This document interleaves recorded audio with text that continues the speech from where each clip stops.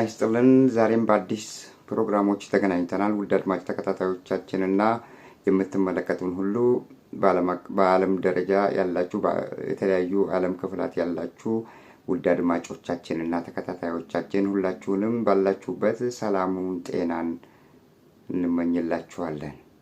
መላቀጡ የጠፋው የኢትዮጵያ ጉዳይ እስከዛሬ ድረስ አባቶች የሚገደሉባት የቤተ ክርስቲያን አባቶች የሚገደሉባት የእስልምና አባቶች ሼኾች የሚገደሉባት አገር ውስጥ ነው ዛሬ እየኖርን ያለነው። ዛሬም ድረስ መቋጫ ያላገኙት በተለያዩ አካባቢዎች የሚደረጉ ክልላዊ ጦርነት፣ የእርስ በርስ ጦርነት ቀጥለዋል። በየቦታው መኪና እያስቆሙ ሰው መግደል ከጀመሩም ከ2018 ጀምሮ የምናውቀውና እየሰማን የመጣናቸው በጣም ህሊና በሰው ልጅ ላይ የማይፈጸሙ ድርጊቶችን ሁሉ ሰምተን ነው እዚህ ደረጃ የደረስነው። አንዱ ደግሞ ከአንዱ ይበልጣል። እየሰማን ያለነው በየጊዜው አንዱ ከአንዱ የተባባሰና በጣም የሚዘገንን ግድያዎችን ስታስተናግድ ኢትዮጵያ እዚህ ላይ ደርሳለች። በየክልሉ የሚደረጉት ጭፍጨፋ፣ ህዝብን ከቤት ንብረት ማፈናቀል፣ የህዝብን ቤት ማቃጠል፣ ህዝብን ማገት፣ መግደል፣ ጫካ ወስዶ መረሸን፣ እነዚህ ሁሉ ከ2018 ጀምሮ በሀገራችን ቀስ በቀስ እየታዩና ቀን በቀን እየተደጋገሙ እንትናቸው ያገዳደላቸው ሁኔታ ይለያል እንጂ በየጊዜው የሚደረጉ ግድያዎች፣ መፈናቀሎች ከአንዱ ግድያ ሌላው ግድያ ደግሞ እየተባባሰ በጣም ዘግናኝ የሆኑ ግድያዎችንና ያገዳደል ስልቶችን እየሰማን እያየን እዚህ ላይ ደርሰናል። ውድ አድማጭ ተከታታዮቻችን ዛሬ ይህንን የምናቀርብላችሁን ፕሮግራም እስከ መጨረሻው እንድትከታተሉ እንጋብዞታለን። ምንድነው ያለው ዛሬ ኢትዮጵያ ውስጥ ምን ተፈጠረ፣ ምን አዲስ ነገር አለ በሚለው ጉዳይ ላይ ነው የምናጠነጥነው። ስለዚህ እስከ መጨረሻው እንድትከታተሉን እየጋበዝናችሁ አሁን በቀጥታ ወደ ፕሮግራሙ እናሳልፋችኋለን።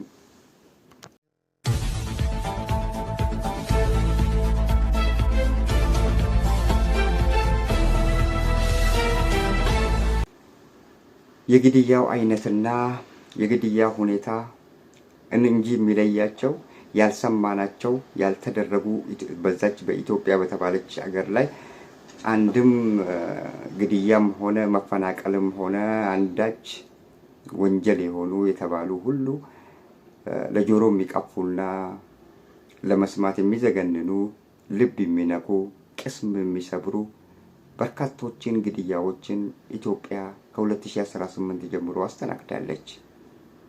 ቀን በቀን እየተባባሰ የመጣው የሰዎች ግድያ፣ የቤተ ክርስቲያን አባቶች ግድያ፣ የእስልምና አባቶች ግድያ ኢትዮጵያ በየጊዜው ስታስተናግድ እዚህ ላይ ደርሳለች። ለመሆኑ ምንድነው ኢትዮጵያ ውስጥ የገባው? ምንድነው ችግሩ ብለን ብንጠይቅ የአብይ ስርዓት መልስ ሊሰጠን አይችልም። የገደለው ማን ነው? የኦሮሞ ነጻነት ሰራዊት። የገደለው ማን ነው? የፋኖ ሚሊሻዎች። የፋኖ ሚሊሻዎች የኦሮሞ ነጻነት ሰራዊት የሚገሉበት አንዳች ምክንያት የላቸውም። ከህዝብ ጋር ቂም የላቸውም። ከቤተ ክርስቲያን አባቶች ጋር ቂም የላቸውም።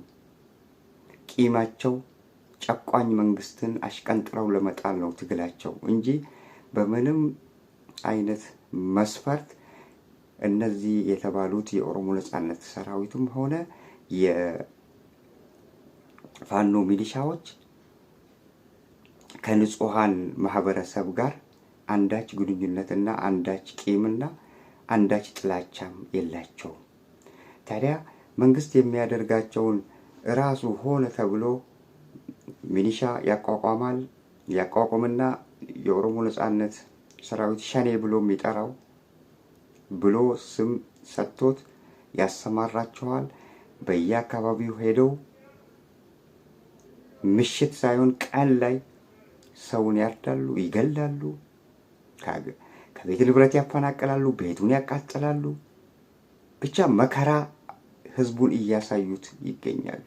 ታዲያ ይሄ ሁሉ የሚደረገው እኛ በጣም የሚገርመን ነገር ይሄ ሁሉ የሚደረገው ሁለቱን ታላላቅ ህዝቦች የኦሮሞ ህዝብና የአማራን ህዝብ እርስ በርሳቸው እንዲጠራጠሩና እርስ በርሳቸው በጠላትነት ተፈራርጀው ሌላ ብጥብጥ ውስጥ እንዲገቡ የተሰራ ሴራ ነው።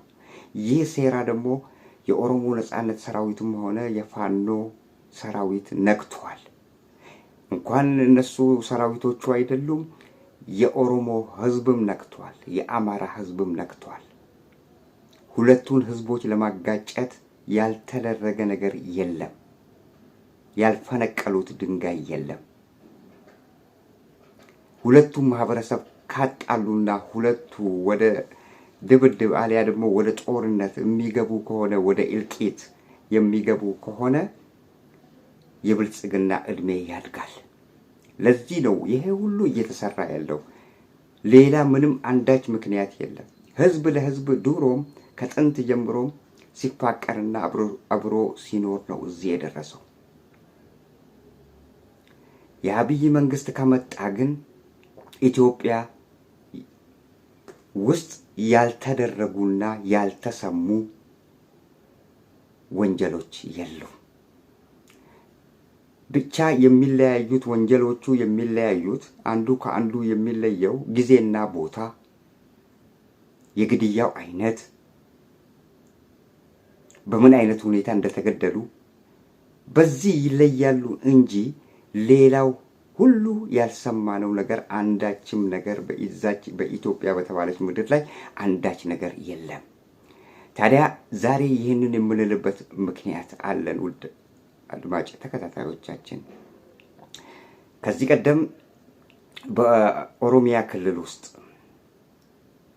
የእስልምና የመስጂድ አባቶች ኢማሞች ተገለዋል። በወቅቱ ምንድነው የተባለው? እስልምናን የማይፈልጉ ጸረ እስላም የሆኑ ሰዎች ወይንም ቡድኖች ናቸው ነው የተባለው። ከ18ኛው ምዕተ ዓመት ጀምሮ እስከ ዛሬውኛ እስካሁኗ ቀን ድረስ በዛች በኢትዮጵያ በተባለች አገር ሁለት ሃይማኖቶች ብቻ ናቸው ታላላቅ ተብለው ያሉት፣ እስልምናና ክርስትና። እነዚህ ሁለቱ የእስልምናና ክርስትና ሃይማኖቶች እርስ በርሳቸው ተደጋግፈው ተደማምጠው ችግር አብረው እየፈቱ አብረው እየኖሩ ነው እዚህ የደረሱት። ግን እንዲህ አይነት እልቂትና እንዲህ አይነት መገፋፋት እንዲመጣ በአንድም መንግስት ተሰርቶ አያውቅም። የአሁኑ የአብይ መንግስት ከ2018 ጀምሮ ግን እየሰራ ያለው አንድ ሁለቱም ብሔረሰቦች ማጋጨት ሲፈልግ ሁለቱን የአማራና የኦሮሞን ህዝብ ለማጋጨት በአንድ ክልል ውስጥ የታጠቀ የኦሮሞ ነጻነት ሰራዊት ጸጉራቸው ሹሩባ የሆኑ መጥተው በኦሮሚያ ክልል ውስጥ የሚኖሩ የአማራ ማህበረሰብን ገደሉ ተብሎ በሚዲያቸው ይወራና ለህዝብ ጆሮ ይደርሳል። ይህንን ያደረገው ማን ነው ሲባል ሸኔ ብለው ይፈርጁታል። ሸኔ ስራ አላጣም። በሌላ በኩል እንደገና ይመጣውና በአማራ ክልል አካባቢ ላይ የሚኖሩ የኦሮሞ ህዝብን በኦሮሞ ህዝብ ላይ የጭካኔ አከዳደል ይፈጽሙና ማን የፈጸመው? የፋኖ ታጣቂዎች ይባላል። እንዲህ እየተባለ ነው በአገራችን ላይ ፊልም እየተሰራ ድራማ እየተሰራ እዚህ ላይ ዛሬ እየደረስ ነው። ከእንግዲህ ግን ምንም የምንሰማው ነገር አዲስ ነገር አይኖርም። ቅድምም እንዳልነው የግድያ ሁኔታና ቦታ ጊዜ ይለየዋል እንጂ አዲስ ነገር የምንሰማው ነገር ይኖራል ብለን አንጠብቅም። አንድ መንግስት ይሄ ሁሉ ሲያደርግ ሁለቱን በሀገራችን አሉ የሚባሉትን ታላላቅ ብሔረሰቦች ማጆሪቲውን በማጋጨት የስልጣን እድሜውን ለማራዘም የሚያደርገው ስልት ነው። ይሄ ስልት ደግሞ ህዝብም አውቆታል። እነሱ የኦሮሞ ነጻነት ሰራዊት ነው የተባለውና ፋኖ ህዝባዊ ድርጅት ነው የተባለው እነሱም አውቆታል። በአብይ መንግስት ሆነ ተብሎ እንደሚደረግ እንኳን እነሱ የኢትዮጵያ መላው የኢትዮጵያ ህዝብ አውቆታል። ግን ከአቅሙ በላይ ነው፣ ሊከላከል አይችልም። ምን ያደርጋል? ይሄ ምስኪኑ ማህበረሰብ ምን ያደርግ?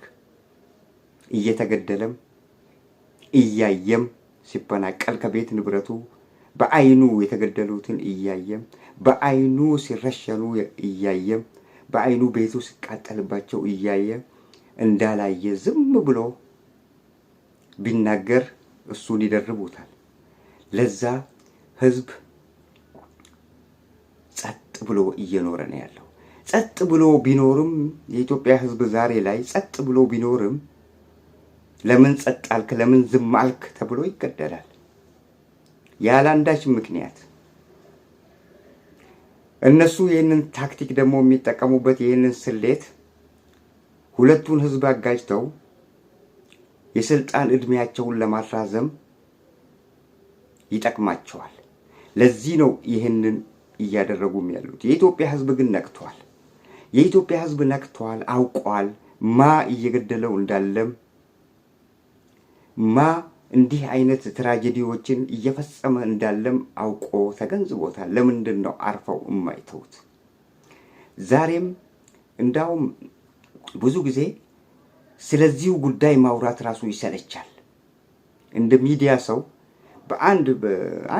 በቃ በግድያ ሁኔታ ላይ በግድያ ዙሪያ ያጠነጠኑ ትራጀዲዎችን በየቀኑ የምናያቸውና የምንሰማቸውን መናገሩ ራሱ እንዴት ሁሌ ተደጋጋሚ አንድ አይነት ብቻ ሲወራ እንዴት ነው ስልችት ይላል። እኛ አሁን እንኳንስ ግድያው ከመሰልቸት ይበልጥ ዜናውን መስራትና መናገሩ ራሱ ሰልችቶናል። ለምንድን ነው አርፈው አገሪቷን የማይመሩት? ለምንድን ነው እንዲህ ህዝብን የሚያንገላቱት? እነሱ ምክንያታቸው ትልቁ ምንድን ነው ብለን የምናይ ከሆነ በሁለቱ መካከል ትልቅ ግጭት ሲፈጠር ወይ ከአንዱ ወግ ነው ወይ ደግሞ ሰምተው እንዳልሰማ እንዳውም ቤንዚን እየጨመሩ ሁለቱን ህዝብ ማጋጨትና እንዲተላለቁ ለማድረግ የተሰራ ሴራ ነው።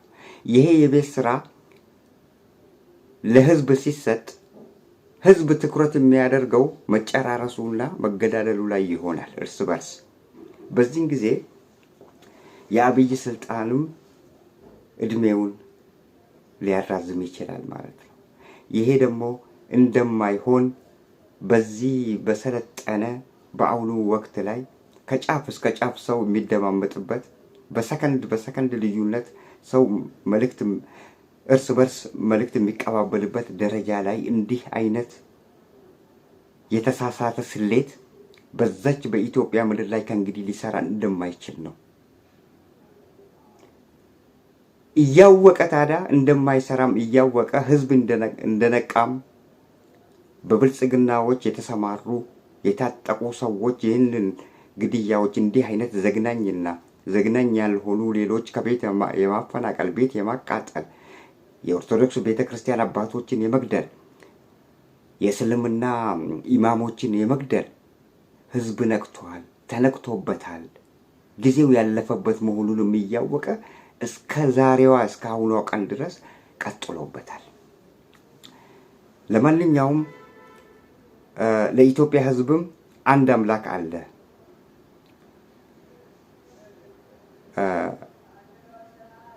ልክ እሱ ዛሬ በኢትዮጵያ በምስኪኑ ህዝብ ላይ እንዲህ አይነት ትራጀዲውን እየሰራ እድሜን አራዝማለሁ ብሎ የሆነ የሚጠቀመው ነገር አለ ብሎ ሲሄድበት በጭፍን አይን ታዲያ እግዚአብሔር ራሱ እንደሚገላግለን እርግጠኛ ነን።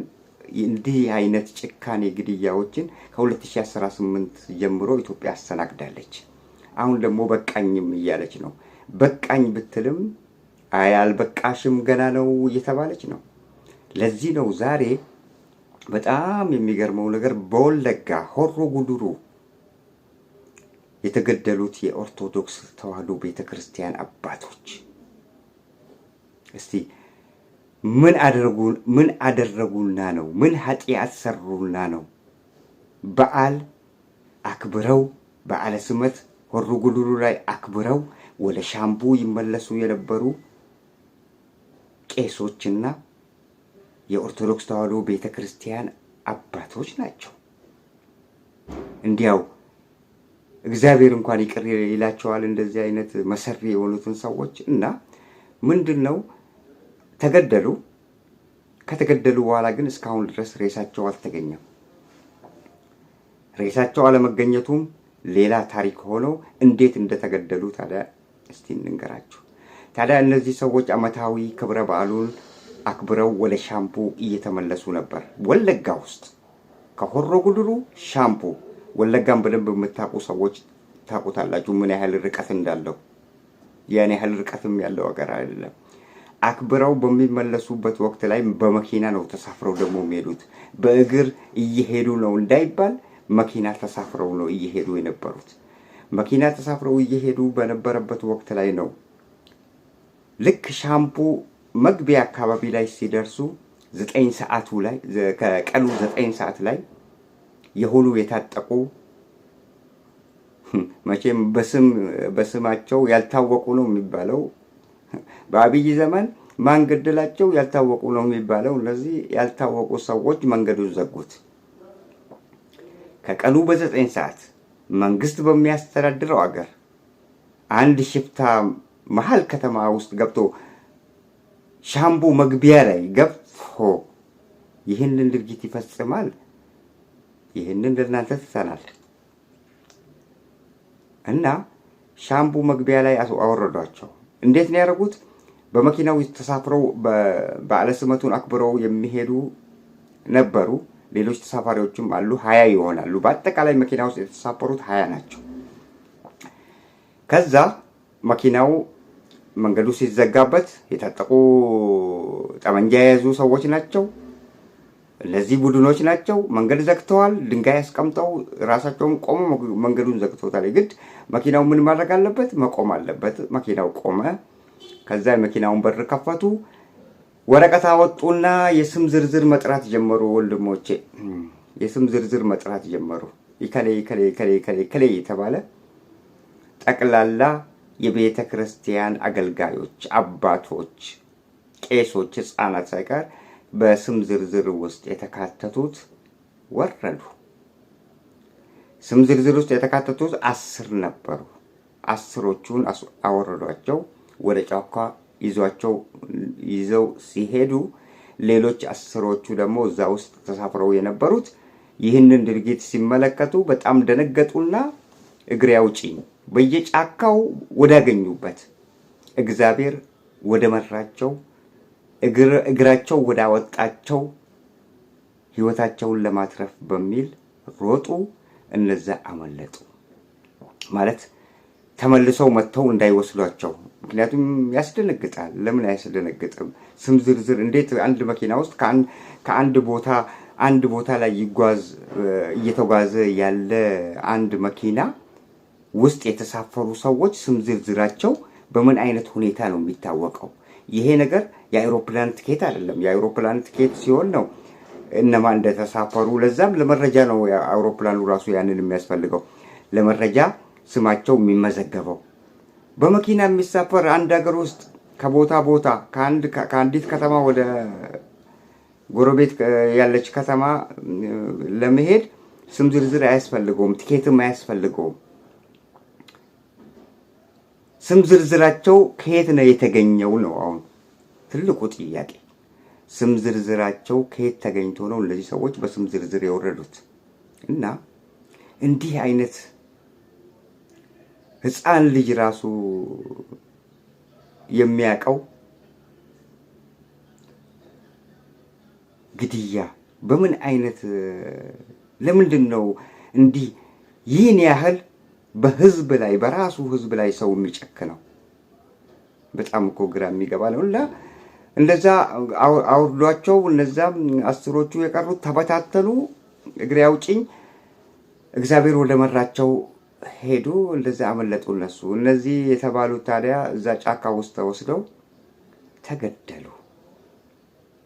ከተገደሉ ኋላ ደግሞ ማን እንደገደላቸው የሚባለውን ብንተው ይሻላል። ምክንያቱም ማን እንደገደለው የታወቀ ነው። ህዝብም ያውቀዋል፣ እኛም እናውቀዋለን።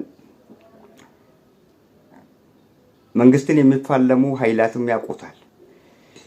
እና እንደዛ እነዚህ የቤተ ክርስቲያን የኢትዮጵያ ኦርቶዶክስ ተዋሕዶ ቤተ ክርስቲያን የሆሮ ጉድሩ አባቶች ተገደሉ።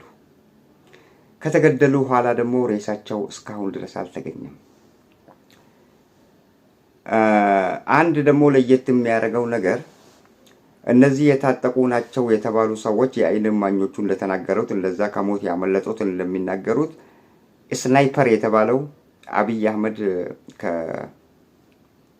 በቅርብ ከውጭ ሀገር ያስመጣቸው መሳሪያዎች ከኢትዮጵያ የመከላከያ ሰራዊት ውጪ ማንም የለውም የተባለው መሳሪያ ነው። ጠቅላላ እነዛን ሰዎች በስም ዝርዝር ጠርተው ያወረዷቸው ሰዎች የታጠቁት ያንን ስናይፐር የተባለው ከሩቅ አልሞ ተኩሶ የመግደል ባህሪ ያለው መሳሪያ የታጠቁ ናቸው። አሁን የፋኖ ቡድንም ሆነ የኦሮሞ ነጻነት ሰራዊት አንዳንድ ጊዜ ከምርኮኛ ላይ የሚያገኙት ስናይፐር ካልሆነ በስተቀር አንዳንድ ለዛው በእንትና አይደለም በገፋ አይደለም ካልሆነ በስተቀር እነሱ ይሄንን ስናይፐር የተባለውን መሳሪያ ያላቸው አንድ ነገር ሲሰራ እንዴት ነው ይታወቅብኛል ማለት እንኳን የለም። እና ጠቅላላ እነዛ ሰዎች ቢያንስ ወደ 30-40 ይጠጋሉ ተብሏል። ሁሉም ስናይፐር ጠመንጃ ነው ያዙት ተብሏል። በዛ በ30 እና 40 ስናይፐር የታጠቀ አንድም የፋኖ ሰራዊት የለም። አንድም የኦሮሞ ነጻነት ወይንም ሸኔ ብለው የሚጠሩት ሰራዊት የለም። እና ያ ስናይፐር የታጠቁ ሰዎች ናቸው። ያንን ስናይፐር የታጠቁ ሰዎች ናቸው እነዚህን ሰዎች አውርደው የገደሏቸው። ስለዚህ በዚህ ራሱ ልናረጋግጥ እንችላለን ለማለት ነው። አሁን እነዚህ የቤተ ክርስቲያን አገልጋይ አባቶች አራቱ ስማቸው የሆሮ ጉድሩ አገረ ስብከት ዋና ኃላፊው መላከ አዳም አንዱ ነው። ቄሲስ ዱጉማ ዱፋ፣ ቄሲስ ቀነኒሳ ግዲሳ፣ ቄሲስ ደሳለኝ ነሞምሳ እና ቄስ ባቡሽ የተባሉ ናቸው አራቱ የተገደሉት። ይህም የሆነው 21 ህዳር 2016 ዓመተ ምህረት ላይ የሆሮ ጉድሩ አገረ ስብከት ዋና ኃላፊ ስም ዝርዝራቸው ከየት ነው ያገኙት? ማን ነው የሰጣቸው? በዓል መኖሩንስ ማን ነገራቸው? የሚመለሱበትን ወቅትስ ማን ነገራቸው? ይሄ በብልጽግና የተሰራ ሴራ መሆኑን እኛም እናውቃለን፣ ህዝቡም ያውቃል። እናንተን የሚፋለማችሁ ሸኔ የምትሉትና ፋኖ የምትሉትም ያውቋችኋል። የኢትዮጵያ ህዝብ በቃኝ ብሏችኋል። ለምንድን ነው የምትገሉት የኢትዮጵያን ህዝብ? አንዴ ሼኩን፣ አንዴ ቄሱን። አሁን ይሄ የተፈለገው በኢትዮጵያ ህዝብ በክርስቲያን አማኝና በእስልምና ሃይማኖት ተከታይ መካከል አንድ የተፈለገ ብጥብጥ እንዲፈጠር የተፈለገ ነው። ታዲያ ለዚህ ተብሎ የኦሮሞ ህዝብም ለዚህ ተብሎ የኦሮሞ ህዝብም ሆነ የአማራ ህዝብ ክርስቲያኑም ሆነ ሙስሊሙ ለዚህ ተብሎ ግጭት የሚፈጥርበትና እርስ በርስ እንዲያረጋችሁም ተብሎ እርስ በርስ የሚገዳደልበት ወቅት ላይ አይደለም። ህዝቡ አውቋል። ህዝቡ ማን እንደሚገለው ጠንቅቆ ስለሚያውቅ አይጣሉም፣ አይገዳደሉም። እናንተ መሆናችሁን ህዝቡ ተገንዝቦ ሙሉ በሙሉ አውቋቸዋል። ስለዚህ ይሄ ነገር ተነቃብን። አሁን እናንተ የፈለጋችሁት ዛሬ ተገለው ነገ እንዲጣሉ ነበር አይደለም? ያው ትላንት ነበረ ዛሬ ቀኑ ላይ ነበረ። ቀኑን በሰላም ከ9 ሰዓት በኋላ ህዝቡ በሰላም ነው ያለው። የኢትዮጵያ የእስልምና ማህበረሰብም ምንም የተናገረው ነገር የለም። የኢትዮጵያ የኦርቶዶክስ ተዋሕዶ ቤተክርስቲያን ምእመናንም ምንም ያሉት ነገር የለም። ስለዚህ ምንም አልተፈጠረም። ምንድነው የተፈለገው? እሺ ልክ ከአሁን በፊት አማራ ክልል ውስጥ እንዳስነሳችሁትና እርስ በርስ ሙስሊሙን ማህበረሰብና ሙስሊሙ ክርስቲያኑን ማህበረሰብ እንዳጋጫችሁትና እንዳጋደላችሁት አሁንም ያንን ለመድገም ነበር። አይቻልም ተብሏል። እና የሆሮ ጉዱሩ አገረ ስብከት አባቶች መገደላቸውን በማን እንደተገደሉ በስናይፐር እንደተገደሉ፣ ስናይፐር ደግሞ እናንተ መሆናችሁን ህዝብ ጠንቅቆ ያውቃል። እነዚህ አስሮቹ እናንተ ስማቸውን ጠርታችሁ ያልጠራው ማለት አስሩን ጠርታችሁ ይዛችሁ ሄዱ። አስሮቹ የቀሩት የተበታተኑት አጋልጠው ተናግረዋል። እና ኖ ሞር እየተባለ አይደለ እንዴ? ኖ ሞር እየተባለ እንዴት ሰው ይገደላል? እንዲህ አይነት እንትናችሁን ፊልማችሁን ብታውና በጥሩ አካሄድ አገሪቷን ብትመሯትና ህዝብን ብታረጋጉ ግን የተሻለ ነው ለእናንተ። እንዲህ አይነት ወራዳ የሆነ ተግባር ደግሞ ለእናንተም ጥሩ አይደለም፣ ለመንግስታችሁም ጥሩ አይሆንም። ምርጫው ተቃርበዋል። ህዝብን ከህዝብ አጫርሳችሁ ማን ነው የሚመርጣችሁ? ለመሆኑ የሚመርጠውስ ማን ነው? የምትገሉት የራሳችሁን ህዝብ። ምርጫ ምረጡን ብላችሁ የምርጫ ቅስቀሳ የምታካሂዱትን በራሳችሁ ህዝብ ውስጥ። እባካችሁ ተዉትና ህዝቡን የቤት ስራ እንዳሰጡት ከቻላችሁ አሁን የሚደረገውን ፋኖ ከኦሮሞ ነጻነት ግንባር ጋር የምታደርጉትን ጦርነት ለማቆምና እልባት ለመስጠት ሞክሩ።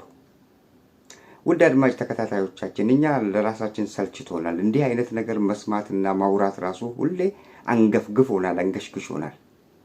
በሌላ በኩል እንደዚህ ጦርነቶች በየአካባቢው ያሉ ጦርነቶች አሉ። በሌላ በኩል ደግሞ ይህንን የቤት ስራ እየሰጡን ነው የሚገኙት። ውድ አድማጭ ተከታታዮቻችን፣ እግዚአብሔር ያሳያችሁ።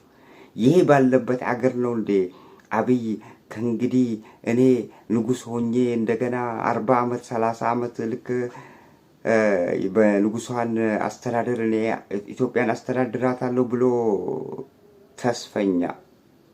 ምንም አይሳካም። የትም ብትገባም አታመልጥም። ደግሞ ይህንን አሁን እያደረክ ያለውን በኢትዮጵያ ህዝብ ላይ ነገ አንተ ያሰማራቻቸው ለግድያ የጋበዝካቸው ሰዎች ነገ ማጅራታቸው ተይዞ ለህግ ሲቀርቡ አስገዳዩ አንተ እንደሆንክ ይደረስበታል። አታመልጥም። የትም አታመልጥም። የፈለክበት አገር ሂድ፣ አታመልጥም። የኢትዮጵያን ህዝብ እርስ በርስ አጋለ አንተ ከመጣህ ጀምሮ ከ2018 ጀምሮ ከ5 ሚሊዮን ህዝብ በላይ ነው በዛች ምድር ላይ የሞተው። ከነዛው ውስጥ 3 ሚሊዮኑ በአሰቃቂ ሁኔታ ነው የተገደሉት። ትንሽ እንኳን እስቲ አይሰማችሁም? ዛሬ እንዲህ የሚገደለው እንደዚህ አሁን በቀደም ለታ የተገደለችዋ ሴትዮ ትልቅ ሰው እናት ብትሆን ምንድን ነው የምትለው? እናት ብትሆን ደስ ይልሃል?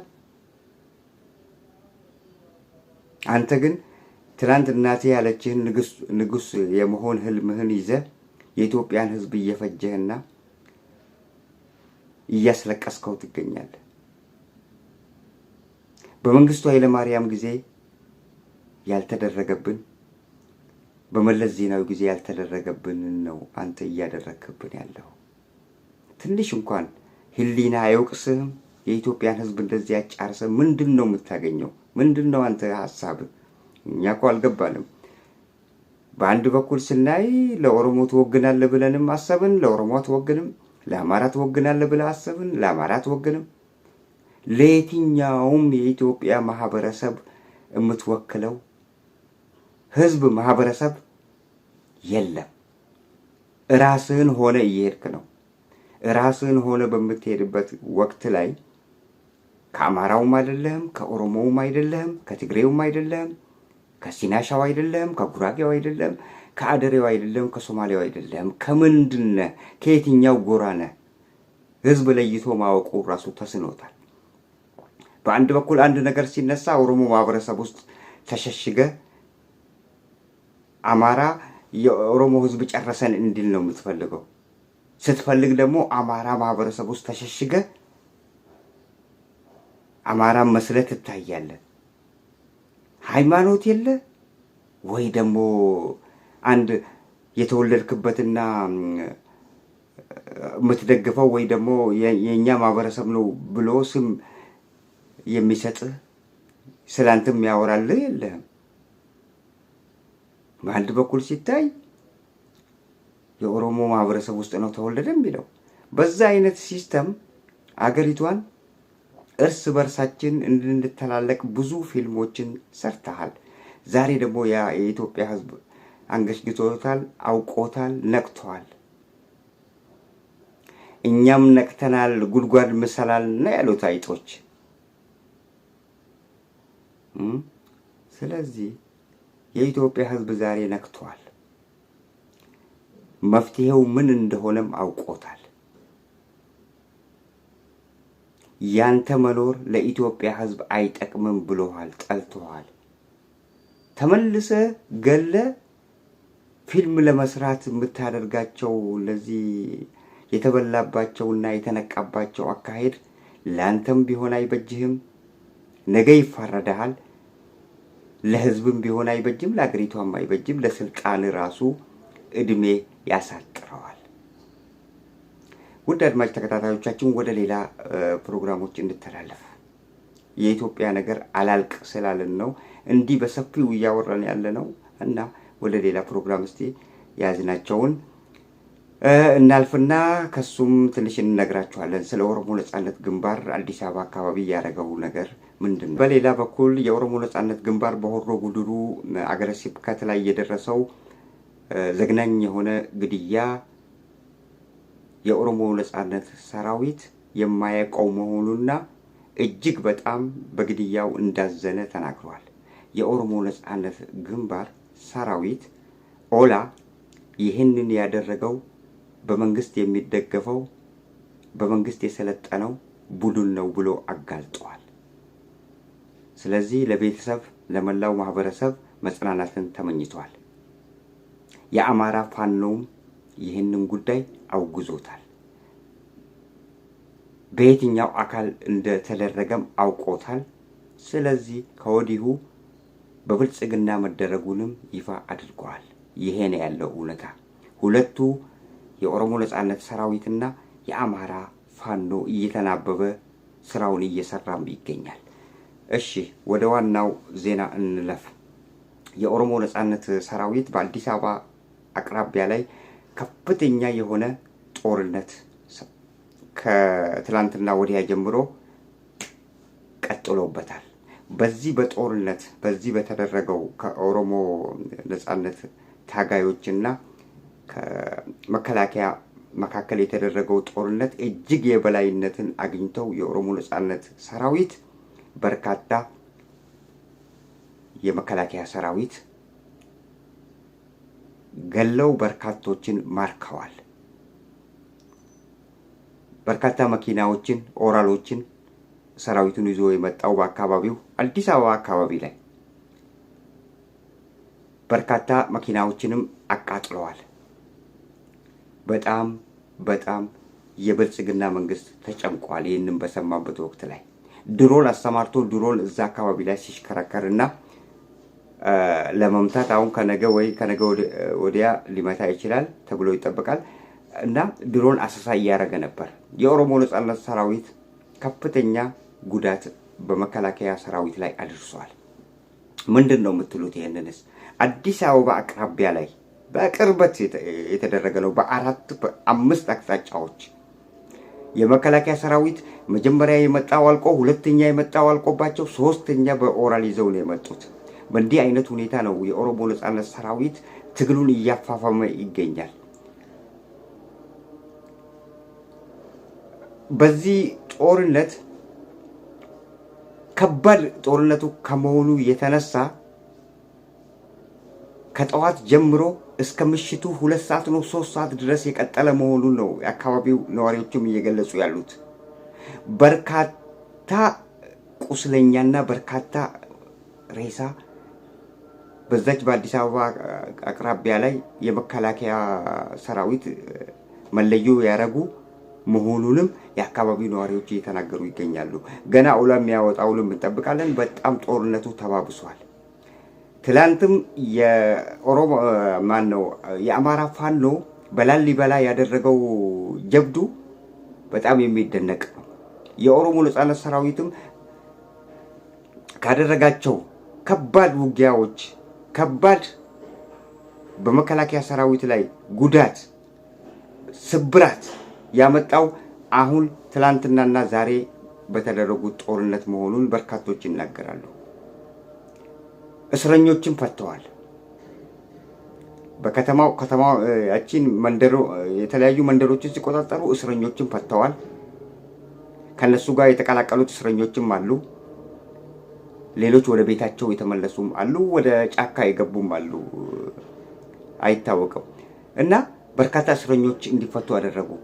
ይሄም ካምፖችን ከበው ካምፕ ላይ ጥቃት አድርሰው ይሄ ጣቢያ የሚባለው የፖሊስ እንትን ከበው እዛ ውስጥ የነበሩትን በጣቢያ ውስጥ የነበሩትን እስረኞች እስር ቤቱን ከፍተው አውጥተው እዛ የተመደቡትን ፖሊስ ሰራዊትም ፈጅተው ነው ይሄንን እስረኞችን ሊያስፈቱ የቻሉት። እና ጦርነቱ በጣም አስፈሪና የኦሮሞ ነጻነት ሰራዊት አሁን ላይ በጣም በአዲስ አበባ ቅርበት 10 ኪሎ ሜትር አካባቢ ላይ ነው ይህንን ውጊያ እያደረገ ያለው። ይህንንም ውጊያ እያየ ግን ሰውየው ቁጭ ብለዋል። አሁን ድረስ የአማራ ፋኖም በአማራ ክልል እያደረገ ያለው ትንቅንቅ ይታወቃል። ይሄ የመጨረሻው ሊሆን እንደሚችል በርካቶች እየገመቱ ይገኛሉ። የጃልመሮ ሰራዊት በጣም የበዛበትና ቁጥሩ ጨምሮ እርስ በርስ እየተናበቡ እርስ በርስ እየተነጋገሩ በአራት በአምስት አቅጣጫ ሲያዋክቧቸውና ከባድ ኪሳራ ሲያደርስባቸው ነው የተስተዋለው። እና በእንዲህ አይነት ስብራት ውስጥ ያለ የኢትዮጵያ የፌዴራል መንግስት አሁን ድረስ ስልጣኑን ለማደላደልና ረጅም ዓመት ለመግዛት ዙፋን ላይ ጉብ ሊል ካባ ሊጭን ንጉስ ሊሆን ምኞትና ተስፋ ይዞ ያለበት ሁኔታ ነው ያለው። በአንድ በኩል ሲታይ በዛች በቤተ መንግስቷ ውስጥ ያሉት በርካታ የአብይ ደጋፊዎችና የአብይ ጀሌዎቹና ባለስልጣናት በአገራችን ምን እንደተካሄደ እያለ አውቀውታል። እየተሸነፉ መሆናቸውንም አውቀው እርስ በርሳቸው ሽኩቻ ጀምረዋል። እርስ በርሳቸው የማምለጫ ዘዴ እየፈለጉ ያሉበት ሁኔታ ነው ያለው። እሱ ራሱ ደንግጧል ነው የተባለው። አሁን በተለይ የዛሬው ሲሰማ የኦሮሞ ነጻነት ሰራዊት ያንን ጉዳት በዛች በ10 ኪሎ ሜትር ርቀት ላይ ያሉትን ከተማዎች ተቆጣጥረው ያደረጉት ርብርብ ያደረጉት ተጋድሎ በጣም አስፈርቶታል። የስልጣኑ መደምደሚያ መሆኑም እየታወቀው መጥቷል ነው የሚሉት አንዳንዶቹ። እውነቴን ነው የምላችሁ። በጣም ኃይለኛ ጦርነት ነው የተባለው በዚህ አካባቢ ላይ የተደረገው። 10 ኪሎ ሜትር ነው ከአዲስ አበባ ርቀት ላይ የመጣው። በኦራል ተጭኖ የመጣው ሁሉ አልቆ እንደገና ሌላ ኦራል መጥቶ የኦሮሞ ነጻነት ሰራዊት ከምን ጊዜውም በላይ የላቀና ከፍተኛ በመንግስት ሰራዊት ላይ ጉዳት ያደረሰበት ወቅት ነው ተብሎ ተነግሯል። ይሄ ባለበት ሁኔታ እኔ ያሻግራቸዋለሁ እኔ ምናምን ነኝ፣ ምርጫ ደግሞ ተቃርበዋል፣ ከምርጫው በኋላ ምርጫውን ይህንን ጊዜ ብቻ ካለፍኩኝ ንጉስ መሆኔን ለኢትዮጵያ ህዝብ አበስራለሁ ብሎ በተስፋ እየጠበቀ ነው ያለው የአብይ መንግስት። በሌላ በኩል ደግሞ ድንጋጤና ፍርሃት ተውጦታል። በድንጋጤና በፍርሃት ተውጧል። ለዚህ ነው ቤተ መንግስት የመሰለውን ቤት እዛ ዱባይ ላይ ሰርቶ ወርቅና እነዚህ የመሬት ማለት እንትን የተባሉትን ፕሪሺየስ ጌም ስቶን የተባሉትን ማዕድናት ወደ ቤቱ እያጋዘ ይገኛል። እሱን እየተባበረ ያለውም የአረብ ኤምሬት መንግስት ነው። ስለዚህ አንድ ቀን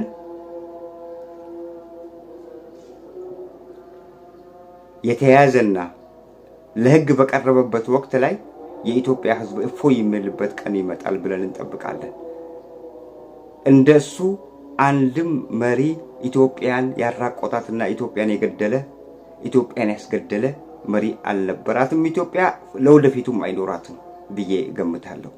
እና አሁን መሸነፉን ሲያቅ በአማራ በኩል የተፋፋመው ውጊያና በኦሮሚያ ክልል አሁን 10 ኪሎ ሜትር ከአዲስ አበባ ፍንፍኔ ርቃ በምትገኘው ከተሞች ላይ የተደረገው በጣም በጣም በጣም አስፈርቶትና መያዣ መጨበጫ አጥቶ ባለስልጣኖችን እንዲህ ሲቆጣቸውና እንዲህ ምንድነው የሚሰሩት እያለ ሲደናፋባቸው ነበር ተብሏል። ይሄ የሆነውም በራሱ ጊዜ ያመጣው ነው።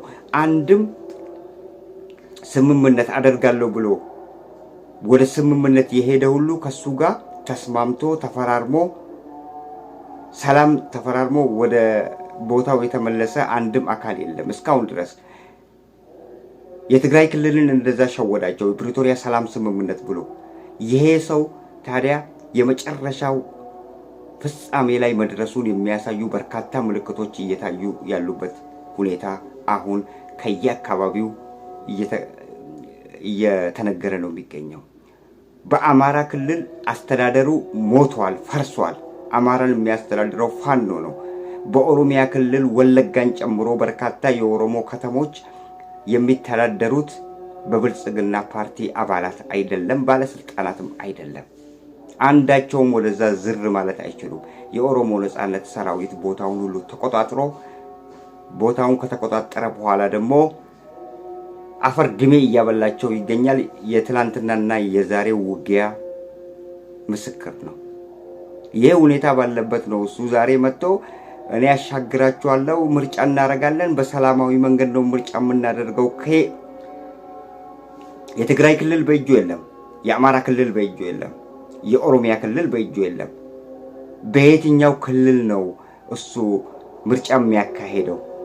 አዲስ አበባ እንደሆነች የኦሮሞ ነጻነት ሰራዊት ጫፍ ላይ ነው ያለው።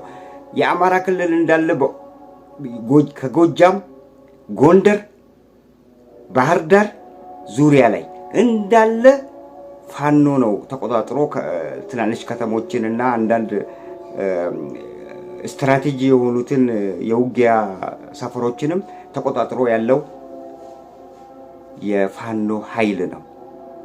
ይሄ ባለበት ሁኔታ የትኛው ምርጫ ነው የሚካሄደው? ማን ነው ምርጫውንስ የሚያካሄደው? ማን ነው የሚመርጠውስ? ህዝቡ ለራሱ ስጋትና ፍርሃት ውስጥ ነው ያለው። የአብይ መንግስትም እንደዚሁ አይነት ፍርሃትና ስጋት ውስጥ ነው ያለው። ከህዝብ እኩል አንድ መንግስት ፍርሃትና ስጋት ሲገባው አስቡ። የሚፈጀው ህዝብ ስጋት ውስጥ ነው ያለው። እሱ ራሱ በሌላ በኩል እንደገና ልክ እንደ ህዝብ ፍርሃትና ስጋት ተናውጦታል። በአንድ በኩል ህዝብን ከራሱ ላይ እየጠበቀ ነው። ህዝቡ ብሎ እንዳይነሳ እየጠበቀ ነው። በሌላ በኩል ካሁን እዛች ቤተ መንግስት ደጃፍ ላይ ጉብ ይሉልኛል ብሎ በጣም ፍርሃት ውስጥ ነው ያለው።